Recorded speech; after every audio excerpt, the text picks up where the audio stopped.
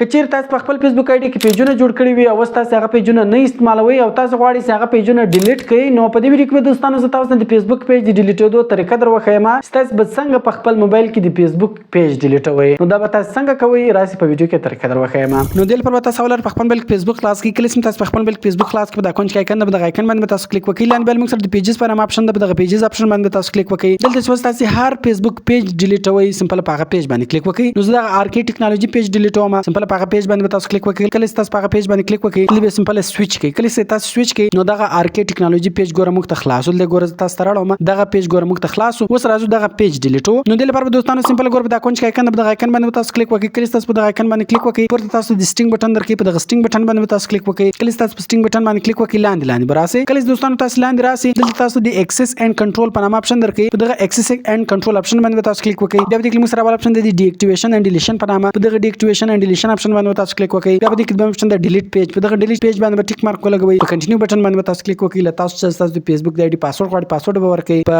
ډیلیټ بٹن څخه کلم دوستانو تاسو کلیک وکړئ نو تاسو دغه پیج څخه دغه بس تاسو له فیسبوک آی ډي څخه د ټول عمر لپاره ډیلیټ سي. نو دوستانو کوم چې ویډیو خوښ شي ویډیو در سره لایک کړئ، خپل دوستانو سره خامخا شیر کړئ او د نور خاصه ویډیوګان لپاره د موږ آی ډي خامخا در سره فالو کړئ.